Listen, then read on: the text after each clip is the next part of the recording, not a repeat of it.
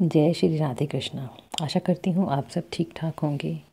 आज हम कार्तिक महात्म का 35वां अध्याय, जो कि लास्ट अध्याय है, वो करेंगे। उससे पहले मैं ये कहना चाहूँगी कि जिसने अभी तक ये अध्याय नहीं करे हैं वो कोशिश करें कि एक दिन में 8-8 9-9 सुन के इसको कंप्लीट कर लें या किताब से पढ़ लें, क्योंकि कार्तिक महात्म पढ़ने का, सुनने का बहुत अधिक फल होता है। कार्तिक मास में भगवान विष्णु का ये प्रिय मंत्र है।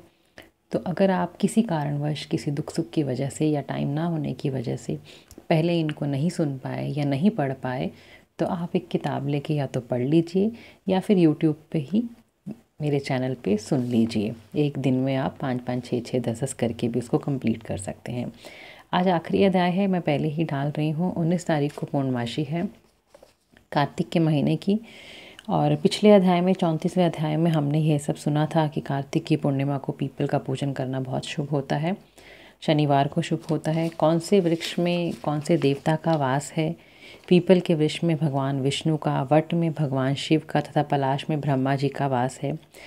किस प्रकार हमें उद्यापन विधि करनी चाहिए वो भी हम पहले सुन चुके हैं। और अगर हमें उद्यापन करने की उतनी क्षमता या शक्ति नहीं है तो हम ब्राह्मणों को भोजन करा के भी उद्यापन कर सकते हैं। यदि ब्राह्मण भी ना मिले या हमारी क्षमता ना हो तो हम गौ की पूजा कर सकते हैं, गौ को चारा खिला सकते हैं। यदि गाय भी ना मिले तो हम पीपल या वट का पूजन भी कर सकते हैं और उद्यापन कर सकते हैं। बस हमारे मन का भाव सच्चा होना चाहिए। आगे करते हैं आज श्री कार्तिक महात्म 35वां अध्याय। बोलो विष्णु भगवान की जय। शौनक ऋषि पूछने लगे, हे सूत जी, दूसरे का दिया हुआ पुण्य भी लगता है या बिना दिया हुआ पुण्य मिलता है? तब सूत जी कहने लगे कि बिना दिए हुए भी पाप पुण्य दोनों मिलते हैं। सतयुग में एक के पाप और पुण्य के कर्म का सारे देश को पाप और पुण्य मिलता था। त्रेता में ग्राम को तथा द्वापर में कुल को मिलता था, परंतु कलयुग में केवल करने वाले को ही पाप और पुण्य मिलता है। एक पात्र में भोजन करने वाले को पाप और पुण्य का आधा भाग मिलता है। दूसरे की निंदा करने वाले, सुनने वाले या चिंतन करने वाले को भी पाप पुण्य मिलता है। दूसरे के द्रव्य को चुराकर दान देने वाले को भी पाप लगता है। पाप या पुण्य का उपदेश देने वाले को छठा अंश प्राप्त होता है। प्रजा का छठा अंश राजा को मिलता है। शिष्य से गुरु, पिता से पुत्र, स्त्री से पति भी छठा अंश पाते हैं। स्त्री पति का आधा पुण्य पाती है। इस प्रकार बिना दिए भी पाप तथा पुण्य एक दूसरे को मिलता है। इसके अनुसार एक अत्यंत पुण्य देने वाला इतिहास सुनाता हूँ।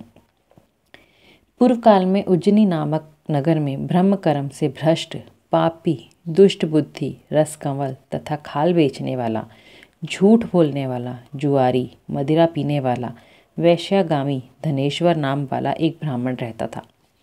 वह क्रय विक्रय के हेतु अनेक नगरों में घूमता फिरता था।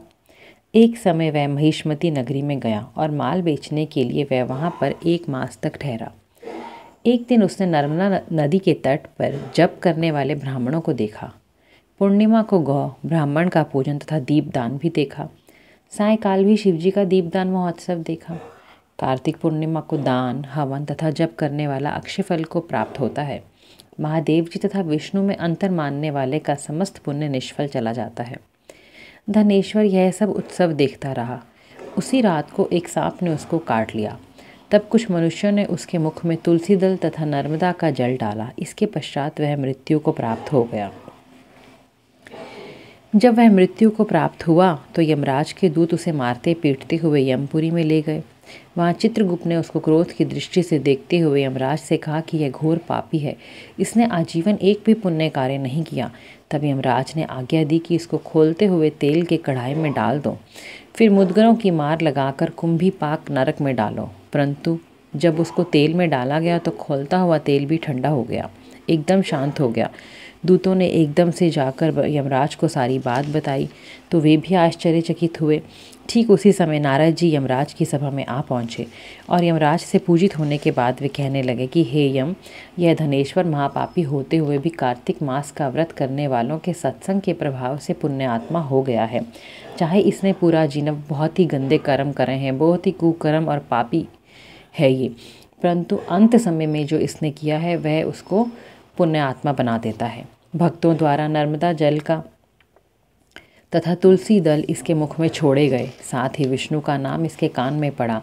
इन सब के कारण इसके पाप नष्ट हो गए हैं। इतना कहकर नारद जी ब्रह्मलोक को चले गए। उधर धनेश्वर कुबेर का अनुगामी धन यज्ञ हुआ, जिसके नाम से अयोध्या में भगवान गदाधर का नाम का तीर्थ विख्यात हुआ। कामना युक्त पाप गीला और कामना रहित पाप सूखा कहा जाता है।